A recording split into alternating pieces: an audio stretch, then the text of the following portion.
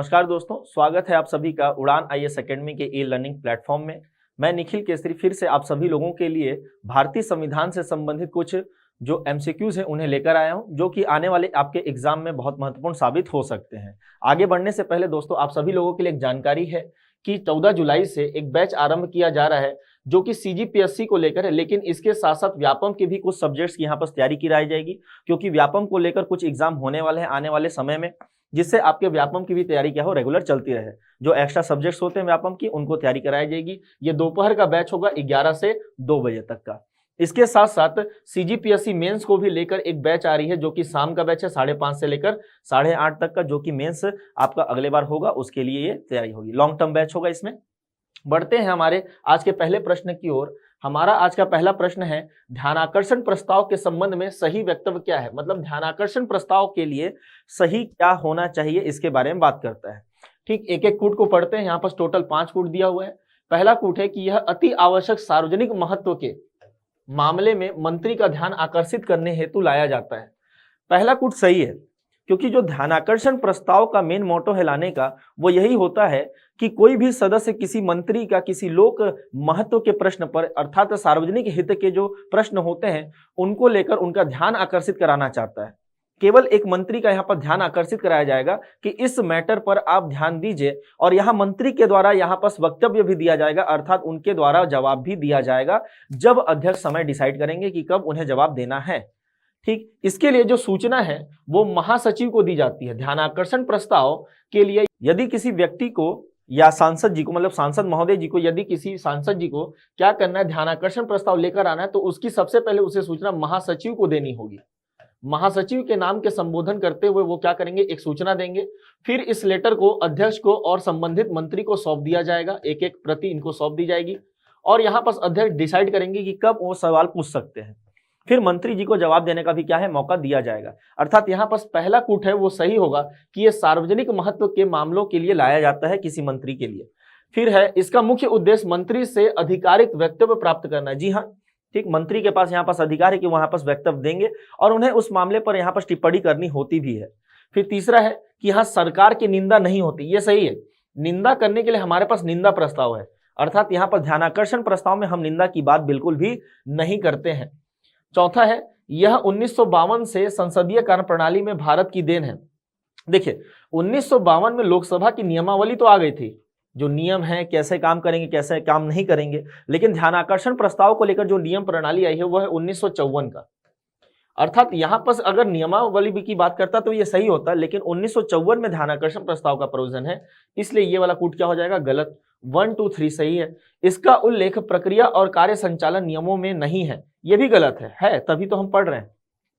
मतलब यहाँ पास option A सही है, अर्थात किसी मंत्री के लिए आता है ये, ठीक, उनका ध्यान आकर्षित करने के लिए लाया जाता है। यहाँ पर मंत्री वक्तव्य भी देंगे, इसके साथ साथ ये निंदा हेतु नहीं है। अर्थात 1, 2 और 3 हमारा सही ऑप्शन होगा।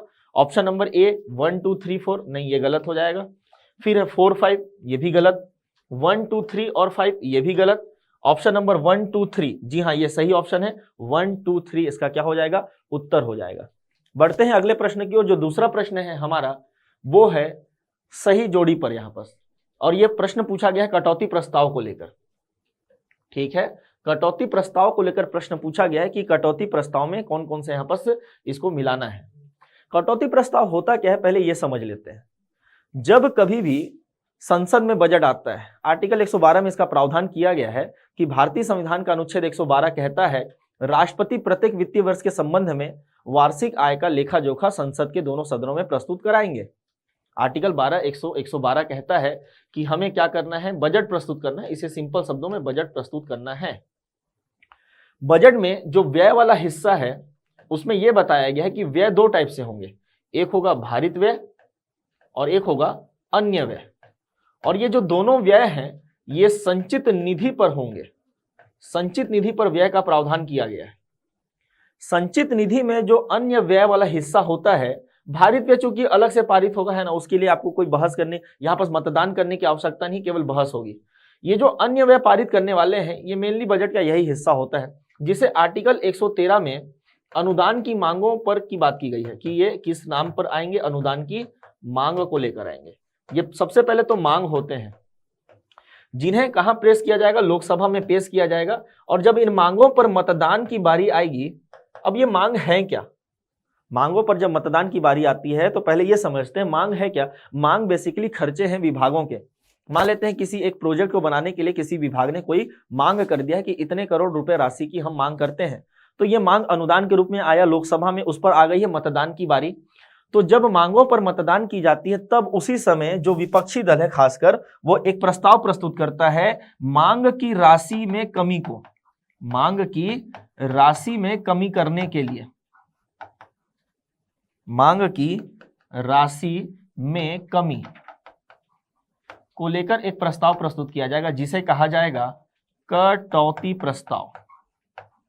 तो कटौती प्रस्ताव क्या है, बजट में जो मांग होती है उसमें उसकी राशि में कमी करने हेतु लाया जाता है। और ये जो कटौती प्रस्ताव वो 3 प्रकार का होता है, एक होता है सांकेतिक कटौती, एक होता है मित व्ययता कटौती प्रस्ताव और एक होता है नीतिगत कटौती प्रस्ताव।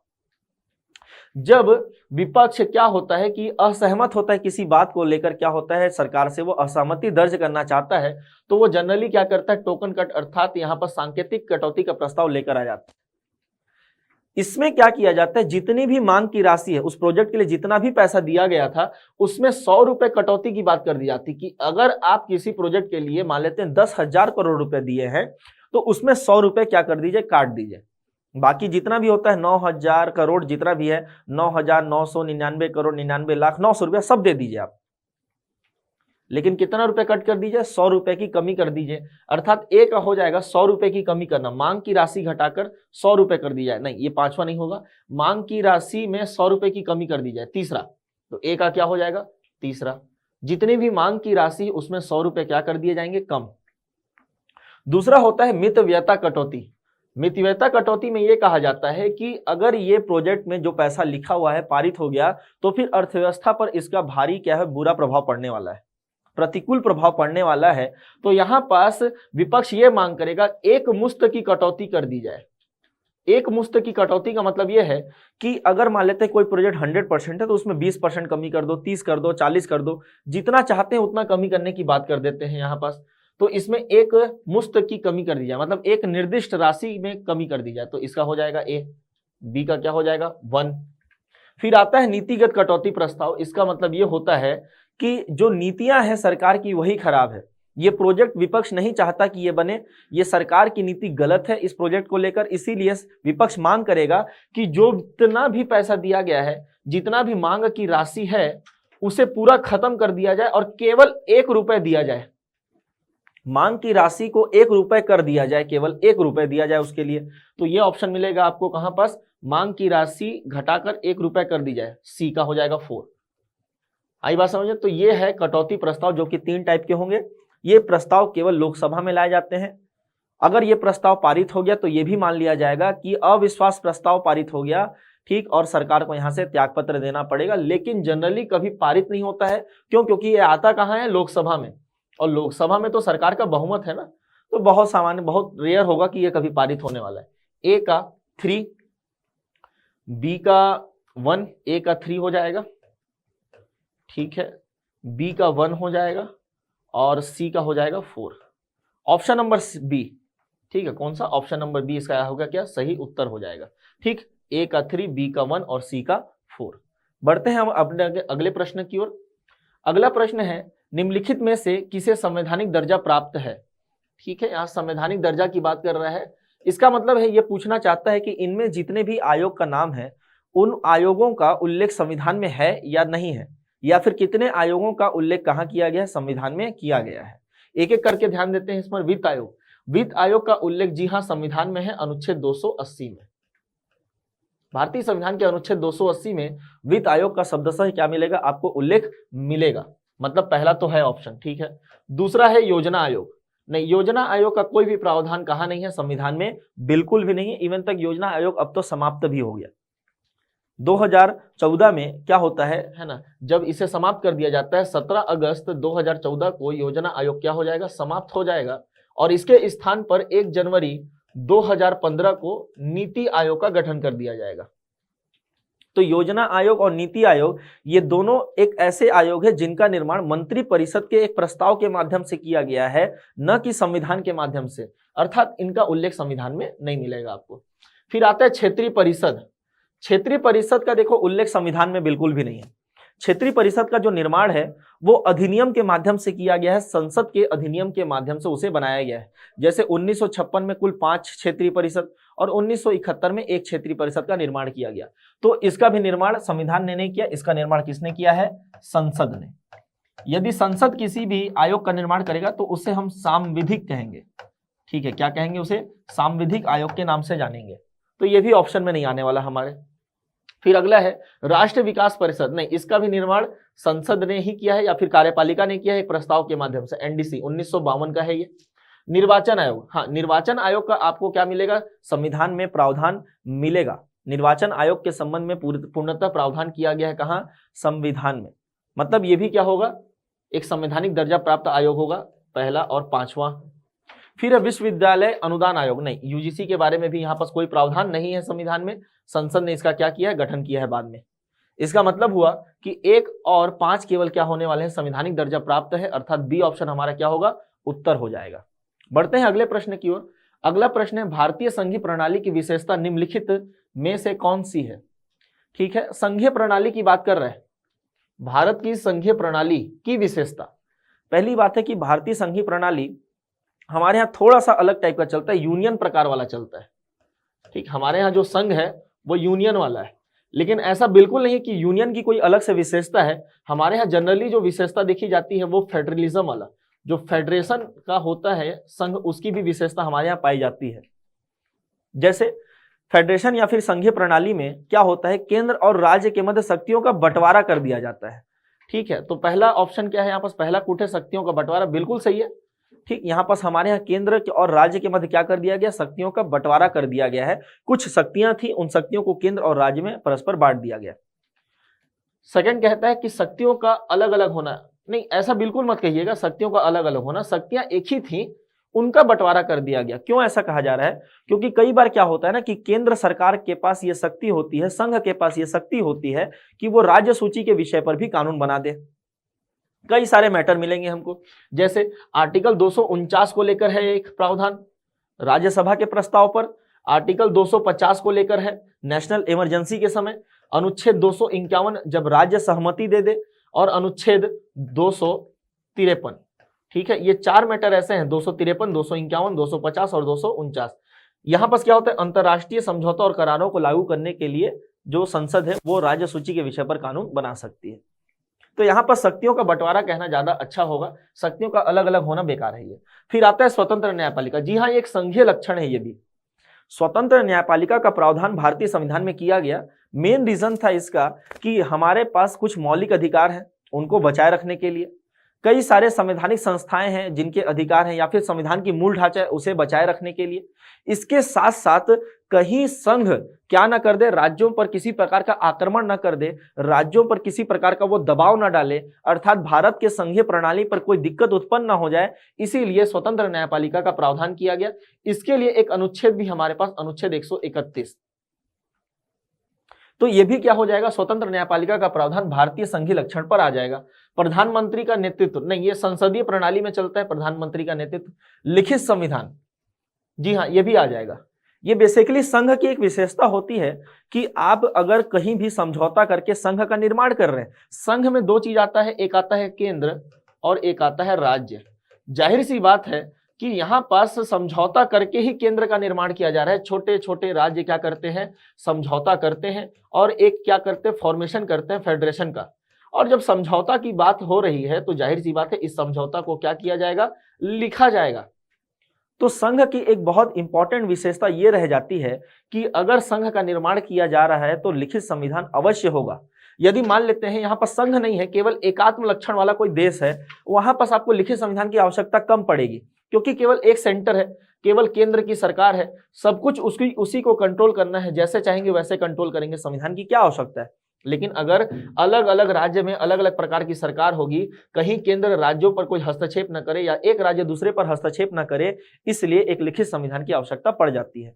तो लिखित संविधान संघ की एक विशेषता है जो कि भारत में भी आपको पाई जाएगी।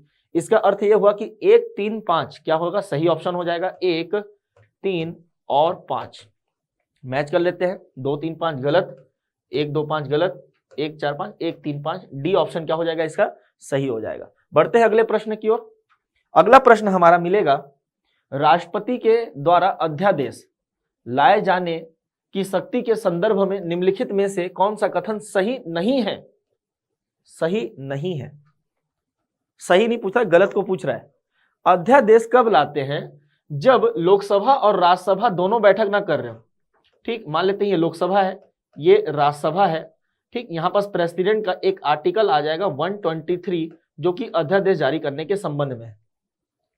भारतीय संविधान के अनुसार, खासकर 85 के अनुसार, संसद, मान लेते हैं ये 1 वर्ष का समय सारणी है पूरा, तो संसद के 2 सत्र लगने तो अत्यंत आवश्यक है। 1 सत्र और ये 2 सत्र। ये जो पहला सत्र का अंतिम दिन और दूसरे सत्र के प्रथम दिन के बीच में 6 माह का अंतर नहीं होना चाहिए। इसका मतलब यह हुआ कि 2 सत्र तो लगेंगे ही लगेंगे साल में, लेकिन 2 सत्र जब लगेगा तभी क्या है, कानून बनेगा। बाकी समय क्या ठला बैठे रहेंगे कोई? अगर मान लेते हैं बीच का जो समय है यहाँ और यहाँ वाला, ये वाला पॉइंट है ना, ये वाला पॉइंट और ये वाला पॉइंट, इसमें तो संसद बैठक नहीं कर रही है, लोकसभा और राज्यसभा का बैठक नहीं हो रहा है। अगर कोई एक ऐसा विषय आ गया जिस पर कानून अत्यंत आवश्यक है बनाना, तो राष्ट्रपति को अधिकार दे दिया गया कि आप क्या कीजिए, यहां पर कानून का निर्माण कीजिए। लेकिन वो कानून क्या है, अस्थायी होगा, अध्यादेश के नाम से जाना जाएगा, ऑर्डिनेंस के नाम से। मतलब जब लोकसभा का बैठक न चल रहा हो, राज्यसभा का बैठक न चल रहा हो, तो राष्ट्रपति अध्यादेश जारी कर देंगे। लेकिन इसके साथ साथ यह भी याद रखना है कि यदि मान लेते हैं लोकसभा का बैठक चल रहा है, राज्यसभा का नहीं चल रहा, फिर भी जारी होगा। लोकसभा का नहीं चल रहा है, राज्यसभा का चल रहा है, फिर भी जारी होगा। दोनों का बैठक चल रहा है तो फिर जारी नहीं होगा। क्यों? क्योंकि एक सदन यहां पर पर्याप्त नहीं है कानून बनाने के लिए। इसीलिए जब दोनों सदन बैठक में न हो या फिर एक सदन भी बैठक में न हो, तो राष्ट्रपति अध्यादेश जारी कर सकते हैं। इस कंडीशन पर तो राष्ट्रपति अध्यादेश जारी कर देंगे, जो कि भारतीय संविधान के अनुच्छेद 123 में लिखा हुआ है। और इंपॉर्टेंट बात यह है कि जब हम संविधान का शब्दशः व्याख्या करते हैं या फिर पढ़ते हैं उसे, तो वहां पास विधायी संबंध के आगे लिखा हुआ है अनुच्छेद 123। मतलब यहां पास केवल एकमात्र विधायी शक्ति की बात करता है संविधान। संविधान केवल एक ही विधायी शक्ति की बात करता है, वो है आर्टिकल 123, जो कि राष्ट्रपति के अध्यादेश जारी करने के संबंध में है। पहला ऑप्शन पढ़ते हैं, यह संसद की विधायी शक्ति के साथ जुड़ा है। जी हाँ, जुड़ा हुआ है। ठीक, विधायी शक्ति यहां पास है, ये आर्टिकल 123 है। जी बिल्कुल सही है। संसद के दोबारा शुरू होने की स्थिति में 6 सप्ताह के बाद निष्प्रभावी हो जाएगा। ये भी सही है। कैसे सही है भाई? तो इसको मान लेते हैं, इसको फिर से बनाते हैं। ठीक है, ये रहा 1 साल का समय, ये रहा एक सत्र, ये रहा दूसरा सत्र। इस सत्र में यहां पास तो सत्र नहीं लग रहा है, ये खाली है, लोकसभा राज्यसभा मीटिंग में नहीं है। तो मान लेते हैं यहां पास क्या कर दिया, राष्ट्रपति ने अध्यादेश जारी कर दिया। ये वाला पॉइंट क्या है, अध्यादेश जारी करने का। तो अध्यादेश के समय के बारे में यह लिखा हुआ है कि जब कभी भी राष्ट्रपति अध्यादेश जारी करेंगे तो उसके आगे लगने वाले सत्र, उसके अगले सत्र के प्रथम बैठक से 6 सप्ताह तक, कितने सप्ताह तक? 6 सप्ताह तक वो चलेगा। 6 सप्ताह बाद ऑटोमेटिक वो क्या हो जाएगा, समाप्त हो जाएगा। हाँ, यदि सदन चाहती है तो 6 सप्ताह के भीतर उसे पारित करके राष्ट्रपति से साइन करके उसे कानून बनवा सकती है। लेकिन 6 सप्ताह तक यदि उस पर कोई कार्यवाही नहीं की जाएगी तो वो क्या हो जाएगा, अध्यादेश समाप्त हो जाएगा। मतलब ये वाला पॉइंट भी क्या हो जाता है, सही हो जाता है। चौथा कोट अब कंफर्म है कि गलत होगा। ठीक, क्योंकि जब 3 सही है तो चौथा गलत होगा ही। राष्ट्रपति द्वारा कभी भी वापिस नहीं लिया जाता, नहीं, बिल्कुल गलत। राष्ट्रपति जब चाहे तब क्या ले सकते हैं, अध्यादेश वापस ले सकते हैं। इंपॉर्टेंट बात यह है कि अध्यादेश जारी करना और वापस लेना, ये दोनों शक्तियां राष्ट्रपति के लिए स्वविवेकीय नहीं है। ये सब कुछ वो काउंसिल ऑफ मिनिस्टर, मंत्री परिषद से पूछकर करते हैं। इसका आंसर क्या हो जाएगा, डी, जो कि गलत है। अगले क्वेश्चन की ओर चलते हैं। अगला प्रश्न है, संविधान के अनुसार राज्य मंत्री परिषद राज्यपाल के प्रसाद पर्यंत ही बनी रह सकती है। राज्यपाल के प्रसाद पर्यंत शब्द का वास्तविक अर्थ क्या है? अच्छा प्रश्न है ये।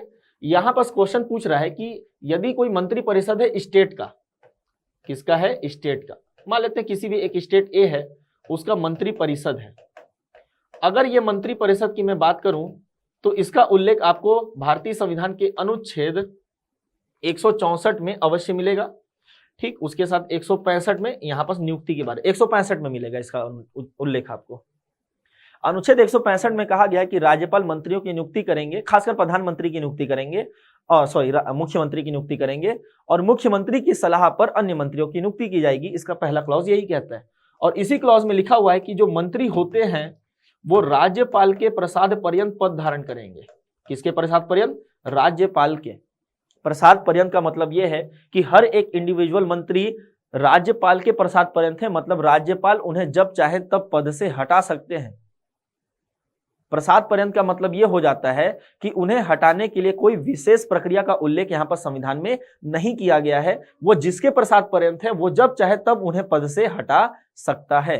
तो यहां पर बताया गया है कि जो भी मंत्री है वो किसके प्रसाद पर्यंत है? राज्यपाल के प्रसाद पर्यंत है। लेकिन यहां पास राज्यपाल के प्रसाद पर्यंत का मतलब यह नहीं निकाला जाएगा कि राज्यपाल जब चाहे तब हटा ले, क्योंकि यह स्वविवेकीय शक्ति के अंतर्गत नहीं आता है। यहां पर बेसिकली यदि मुख्यमंत्री, यदि मैं व्यक्तिगत अधिकारों की बात करूं, व्यक्तिगत उत्तरदायित्व की बात करूं, तो मुख्यमंत्री से यदि किसी मंत्री का अच्छा संबंध नहीं है, मतलब मंत्री के कार्यों से मुख्यमंत्री संतुष्ट नहीं है, तो मुख्यमंत्री राज्यपाल को ठीक है कह कर क्या कर सकते हैं? उस मंत्री को पद से बर्खास्त करा सकते हैं। इसका अर्थ यह भी निकाला जाना चाहिए कि मुख्यमंत्री के प्रसाद पर्यंत है वो वास्तविक रूप से वो मुख्यमंत्री के प्रसाद पर्यंत होते हैं, न कि किसके? राष्ट्रपति तो होगा ही नहीं, क्योंकि वो राज्यपाल के प्रसाद पर्यंत है। तो राष्ट्रपति और राज्यपाल में अभी कोई रिलेशन ऐसा है नहीं संविधान में। प्रधानमंत्री भी नहीं होगा, केंद्र का मैटर है, वो बेसिकली किसके प्रसाद पर्यंत है? मुख्यमंत्री के प्रसाद पर्यंत रहते हैं। ठीक, विधानसभा के प्रसाद पर्यंत भी हो सकता है इसका उत्तर, ये भी हो सकता है। लेकिन यहां पर आपको बताना पड़ेगा कि ये सामूहिक उत्तरदायित्व की जब बात करेंगे, यदि मैं बात करूंगा सामूहिक उत्तरदायित्व की, तब आंसर हो जाएगा विधानसभा के प्रसाद पर्यंत। सामूहिक उत्तरदायित्व का मतलब यह होता है कि जो भी काउंसिल ऑफ मिनिस्टर है वो विधानसभा के प्रति उत्तरदायी होगी। यदि विधानसभा से उनका क्या हो जाता है? बहुमत समाप्त हो जाता है, विधानसभा से उनका क्या है? विश्वास उठ जाता है। विधानसभा यदि उनके खिलाफ अविश्वास प्रस्ताव पारित कर देती है तो उन्हें पद त्याग करना पड़ेगा। यह सामूहिक उत्तरदायित्व को लेकर है। ठीक, यदि यहां पर लिख देता सामूहिक उत्तरदायित्व को लेकर तो आंसर हम ये भी लगा सकते थे। दोनों आंसर हो सकता है। ठीक, क्वेश्चन को कंप्लीट भी कर सकते हैं, या फिर अगर इतना ही में अगर आप आंसर लगाना चाहे तो मुख्यमंत्री के प्रसाद पर्यंत उत्तर लिया जा सकता है। ठीक है, बढ़ते हैं अगले प्रश्न की ओर। अगला प्रश्न हमें मिलेगा, निम्नलिखित में से कौन सा खर्च भारत की संचित निधि पर भारित होती है? अच्छा प्रश्न है, भारत की संचित निधि पर भारित व्यय के बारे में पूछ रहा है। अभी मैं आपको बजट के बारे में बता रहा था कि बजट में एक हिस्सा होता है व्यय का। जितना भी खर्च है वो संचित निधि से किया जाता है। कहां से किया जाता है? संचित निधि से। इसमें दो हिस्से हो जाते हैं, एक हिस्सा होता है भारित व्यय का और एक होता है अन्य व्यय का। अन्य व्यय का तो मैटर अनुदान की मांग को लेकर है, ये अनुदान की मांग है। मांग जब पारित हो जाएगा तो वो क्या बन जाएगा? अनुदान बन जाएगा। और जब मतदान होता है इस पर तो इसी समय कौन सा प्रस्ताव आता है? कटौती प्रस्ताव प्रस्तुत किया जाता है। ठीक है, तो ये अलग मुद्दा है। भारित व्यय आर्टिकल 112 का सब क्लॉज 3 को लेकर है। ठीक है, भारतीय संविधान के अनुच्छेद 112 सब क्लॉज 3, यहां पर बताया गया है कि किन व्यक्तियों का खर्चा बजट पर भारित होगा? संचित निधि पर भारित होगा। अर्थात भारत सरकार यहां पर जब भी इसको पारित करेगी तो उसे खर्चे में कमी नहीं कर सकती, जितना वो खर्चा आ रहा है उतना बने रहेगा। इस पर मतदान करने का अधिकार नहीं है। हाँ, बहस करने का अधिकार है, लेकिन मतदान करने का अधिकार नहीं दिया गया है। इसमें आपको इंपॉर्टेंट व्यक्तियों के मिलेंगे, जैसे राष्ट्रपति की उपलब्धियां, उनके भत्ते यहां पर शामिल कर दिया गया। ठीक, उसके साथ साथ राज्यसभा के जो सभापति होते हैं उनका वेतन। ठीक, सभापति कौन है? Vice president. इसी को तो पूछता है कि जो वाइस प्रेसिडेंट है उनका वेतन कैसे मिलता है? तो सभापति के रूप में मिलता है। तो राज्यसभा के सभापति, उपसभापति, इनका जो वेतन है ये हो गया। लोकसभा के अध्यक्ष, लोकसभा के उपाध्यक्ष, इनका जो हो गया वो। इसके साथ साथ सुप्रीम कोर्ट के जितने भी जजेस होते हैं उनका क्या होता है? वेतन या फिर उनका पेंशन। उसके साथ साथ हाई कोर्ट के जजों का पेंशन याद रखिएगा, क्या? पेंशन केवल ना। ठीक, क्योंकि हाई कोर्ट के जजों का वेतन कौन देता है? राज्य देता है, और वो राज्य की संचित निधि पर भारित होता है। लेकिन जब हाई कोर्ट के जजों की पेंशन की बारी आती है तो फिर वो कहां होता है? वो भारत के संचित निधि पर भारित होता है। इसके साथ साथ कुछ अन्य व्यक्ति जैसे कैग के जितने भी खर्चे हो गए, न्यायपालिका के जितने भी खर्चे होंगे वो भी भारित होता है। इसके साथ साथ यदि संसद विधि द्वारा कोई अन्य खर्चों को भारित करना चाहती है तो वो भी किया जा सकता है। इस प्रकार से ये भारित व्यय के बारे में संविधान में प्रावधान है। चलिए बात करते हैं कौन कौन से भारित हैं। तो उच्चतम न्यायालय के न्यायाधीश के वेतन, जी हाँ ये भारित मिलेगा आपको, पहला सही है। लोक सेवा आयोग के अध्यक्षों का पेंशन, ये भी नहीं, ये तो नहीं है, हो सकता है नहीं भी हो सकता है इसमें, ठीक, चलो इसको हम लोग पेंडिंग में डालते हैं, चलो अभी पेंडिंग पे डालते हैं, ठीक है। तीसरा है ऋण प्रभार जिनके लिए भारत सरकार उत्तरदायी है, हाँ ये है। यहां पर इसको ये बताया गया कि जितना भी खर्च क्या होती है सरकार ऋण से पूरा करती है, जो उनके ऊपर ऋण का भार है वो भी क्या होगा, भारित व्यय में आ जाएगा। चाहे वो कहीं से भी प्राप्त करती हो, भारत सरकार के ऊपर जितना भी ऋण है वो क्या है यहाँ पर शामिल हो जाएगा। चौथा है प्रधानमंत्री की उपलब्धियां और भत्ते, नहीं प्रधानमंत्री के बारे में कोई उल्लेख नहीं है, मतलब चौथा पॉइंट को हम लोग कैंसिल कर सकते हैं। चौथा पॉइंट गलत है, मतलब ये गलत हो जाएगा, ये गलत हो जाएगा और ये गलत हो जाएगा। एलिमिनेशन मेथड से बनाया जा सकता था इसे, मतलब दूसरा ऑप्शन संघ लोक सेवा आयोग के खर्चे को क्या कर दिया गया है या फिर उनके पेंशन को भारित कर दिया गया है, संसद ने इसके लिए विधि बनाकर काम किया है, ठीक, मतलब इसका उत्तर हो जाएगा ए 1, 2 और 3। बढ़ते हैं अगले प्रश्न की ओर। अगला प्रश्न है निम्न में से किन विधेयक को संसद में रखे जाने के पूर्व राष्ट्रपति की सहमति प्राप्त करना आवश्यक है। राष्ट्रपति हैं उनका सहमति अत्यंत आवश्यक है, ठीक है। मतलब यहां पर कह रहा है कि लोकसभा या राज्यसभा या फिर विधानसभा भी हो सकता है, विधान परिषद, क्योंकि कुछ कुछ कंडीशन यहां भी लगाए गए हैं। अगर मैं कोई विधेयक प्रस्तुत करना चाहता हूं, मतलब एक विधेयक है, चूंकि विधेयक सबसे पहले सदन में ही आएगा, तो यदि मैं कोई विधेयक प्रस्तुत करना चाहता हूं तो कौन कौन से विधेयक पर हमको पहले किसकी सिफारिश लेनी पड़ेगी, राष्ट्रपति की सिफारिश या अनुमति लेनी पड़ेगी। पहला, राज्यों के पुनर्गठित से संबंधित विधेयक, हाँ ये शामिल है। भारतीय संविधान के आर्टिकल 3 में ये बताया गया है कि यदि किसी भी राज्य को तोड़ने वाला, उनके सीमाओं में परिवर्तन करने वाला, नाम में परिवर्तन करने वाला, सीमा को बढ़ाने वाला या फिर क्षेत्रफल को घटाने वाला ऐसा कोई विधेयक आता है तो वो विधेयक केवल और केवल राष्ट्रपति के परमिशन से ही आ सकता है। और ये वाला जो परमिशन है ना, ये 5वें संविधान संशोधन से डाला गया, पहले संविधान में इसका उल्लेख बिल्कुल भी नहीं था। 5वां संविधान संशोधन किया गया आर्टिकल 3 में और 2 शर्तें लाद दी गई, जिसमें से पहला शर्त यह था कि यदि इस प्रकार का कोई विधेयक आता है तो वो राष्ट्रपति के परमिशन से ही सदन में लाया जा सकता है, अन्यथा नहीं लाया जा सकता। अर्थात पहला कूट तो सही है। फिर दूसरा, उन करों से संबंधित विधेयक जिनके प्रति राज्य इच्छुक हो, इसका भी प्रावधान है। ये उन टैक्सों की बात कर रहा है जिसमें राज्य को कोई बेनिफिट मिलने वाला है। यदि संसद एक ऐसा विधेयक लाती है जिसको पारित करने के पश्चात किसी राज्य को कोई बेनिफिट मिलने वाला है या फिर राज्य उसके प्रति क्या इच्छुक रखता है, तो इस प्रकार का भी विधेयक, केवल एक पर्टिकुलर राज्य की बात हो रही है ना, सभी राज्यों की बात नहीं हो रही, तो उस प्रकार का कोई भी विधेयक राष्ट्रपति के परमिशन से लाया जाएगा। ये आपको मिलेगा भारतीय संविधान के भाग 12 अनुच्छेद 274 में मिलेगा। ये एक ऐसा विधेयक के बारे में बात किया गया है। फिर है व्यापार की स्वतंत्रता पर प्रतिबंध लगाने से संबंधित राज्य के विधेयक। जी हां, एक राज्य का भी ऐसा विधेयक हो सकता है जिस पर राष्ट्रपति की सहमति अत्यंत आवश्यक है। अगर मैं बात करूं इस प्रकार के विधेयक की, तो यह हमें मिलेगा भाग 13 में और उसके साथ अनुच्छेद 304। जी हां, अनुच्छेद 304 में एक ऐसे विधेयक के बारे में प्रावधान किया गया है जो कि राज्य के द्वारा लाया जाएगा। क्यों लाया जाएगा? मान लेते हैं एक राज्य ए है, कोई एक राज्य ए है, ये कोई वस्तु का निर्माण करता है, कोई वस्तु मान लेते हैं Z, इसका निर्माण करता है और राज्य ए के सरकार ने इस वस्तु के निर्माण पर कुछ कर लगा के रखा हुआ है। ठीक है, एक राज्य है जो किसी वस्तु का निर्माण करता है और उस पर एक कर लगा के रखा हुआ है। अब सेम वस्तु, सेम क्वालिटी का सेम चीज किसी राज्य बी में प्रोड्यूस होता है, बी में क्या होता है, उस वस्तु का निर्माण होता है, सेम है एकदम, कोई अलग नहीं है। भारत के अंदर की राज्य की बात हो रही है, तो ये बी वाला राज्य यदि अपने सामान को ए में भेजना चालू कर दे तो ए वाले राज्य का क्या हो जाएगा, इनकम कम होगा। तो यहां पर यह प्रावधान किया गया है कि राज्य ए इस प्रकार के प्रोडक्ट पर टैक्स लगा सकता है जो कि अन्य राज्यों से या किसी अन्य यूनियन टेरिटरी से, ये राज्य भी हो सकते हैं, ये यूटी भी हो सकता है, तो किसी अन्य राज्य से या किसी अन्य यूनियन टेरिटरी से कोई वस्तु यदि इस राज्य में आयातित की जाएगी तो उस पर कर लगाने का प्रावधान है इनके पास। इवन तक ना यहां तक कर सकते हैं ये कि व्यापार पर प्रतिबंध भी लगा दें, इतना तक प्रावधान किया गया। लेकिन अगर ये ऐसा करना चाहती है तो इसके लिए सबसे पहले आपको राष्ट्रपति का क्या लेना पड़ेगा, सहमति लेना पड़ेगा। तीसरा भी क्या हो जाएगा, सही। तो दूसरा भी है, तीसरा भी।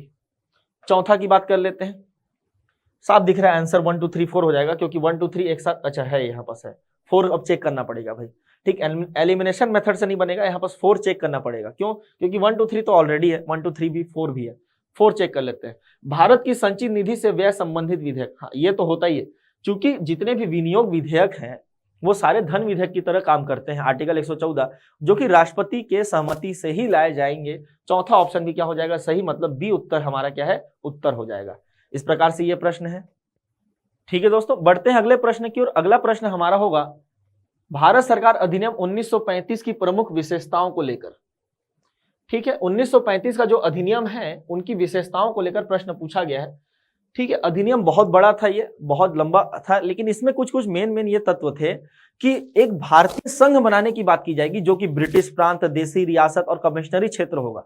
तो एक अखिल भारतीय संघ बनाने का पहली बार प्रयास किया गया था, जो कि गोलमेज सम्मेलन हुआ था, उसी में यह डिसाइड कर लिया गया था कि अब हम क्या करेंगे, एक संघ का निर्माण करेंगे। पहला ऑप्शन सही है।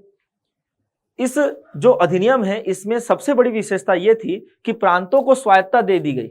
जितने भी प्रांत थे, ब्रिटिश प्रांत, उनको बहुत ज्यादा अल्टीमेट फ्रीडम दे दिया गया, तो यह भी सही हो जाएगा। 1919 के अधिनियम में राज्यों में द्वैत शासन लगाया गया था, लेकिन 1935 के अधिनियम में राज्यों से द्वैत शासन समाप्त करके कहां इंपोज किया गया? केंद्र में ये लगा दिया गया। तो केंद्र में द्वैत शासन सही है, राज्यों में द्वैत शासन की समाप्ति भी क्या हो जाएगी? सही हो जाएगी। बाकी इस अधिनियम में बहुत सारे प्रावधान किए गए हैं, कभी हम इस पर चर्चा कर लेंगे, जब हम संवैधानिक इतिहास पढ़ रहे होंगे तो इस पर चर्चा कभी ना कभी जरूर कर लेंगे। अर्थात यहाँ पर चारों ऑप्शन सही होगा, 1 2 3 4। बढ़ते हैं आज के अंतिम प्रश्न की ओर, वो है नई अखिल भारतीय सेवा का गठन निम्नलिखित में से किसके द्वारा हो सकता है? निम्नलिखित में से किसके द्वारा हो सकता है, इसके बारे में ऑप्शन है राज्यसभा के प्रस्ताव के द्वारा, संसदीय अधिनियम के द्वारा, राष्ट्रपति के आदेश के द्वारा, यूपीएससी के संकल्प के द्वारा। यूपीएससी का संकल्प यहां पर काम नहीं आएगा, राष्ट्रपति आदेश देके ऐसा गठन नहीं कर सकते। कंफ्यूजिंग ऑप्शन है ए और बी। कई लोग जल्दी जल्दी में राज्यसभा का प्रस्ताव मार देंगे, गलत हो जाएगा, पूर्णतः गलत हो जाएगा। आंसर होगा संसदीय अधिनियम के द्वारा। क्यों ऐसा? क्योंकि आर्टिकल 312 ये कहता है, आर्टिकल 312 कहता है कि राज्यसभा यदि अपने उपस्थित, इंपॉर्टेंट है ये, इंपॉर्टेंट क्यों? क्योंकि यहां पर ना एक अलग बहुमत की बात की गई है। ठीक है, भारतीय संविधान में 4 प्रकार के विशेष बहुमत हैं, जिसमें से एक ये आ जाएगा।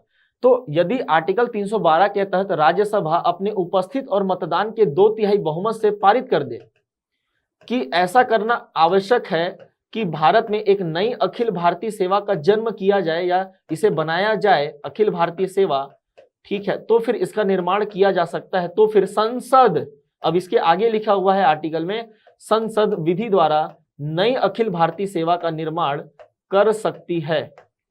तो नई अखिल भारतीय सेवा का निर्माण करने का जो यहां पर कानून बनाने का जो अधिकार दिया गया वो संसद को दिया गया है। भले ही इसकी पहल कौन करता है, तो इसकी पहल राज्यसभा के द्वारा की जा रही है। पहल राज्यसभा के द्वारा की जाती है कि नई अखिल भारतीय सेवा बनानी है, उसके लिए उपस्थित मतदान, जो राज्यसभा का उपस्थित मतदान होगा उसका 2/3 बहुमत लगेगा और एक नई अखिल भारतीय सेवा के लिए एक प्रस्ताव लेके आ जाएंगे। फिर जाकर फिर से लोकसभा और राज्यसभा मिलकर क्या करेंगे, यहाँ पास एक नई अखिल भारतीय सेवा का जन्म देंगी। अर्थात संसद के अधिनियम के द्वारा ही नई अखिल भारतीय सेवाओं को बनाया जाता है। आई बात समझ में? राज्यसभा का प्रस्ताव काम नहीं आता जी। ठीक है, राज्यसभा का प्रस्ताव केवल इनिशिएट करने के काम आता है। ठीक, इसी प्रकार का ना एक सेम बहुमत मिलेगा आपको आर्टिकल 249 में।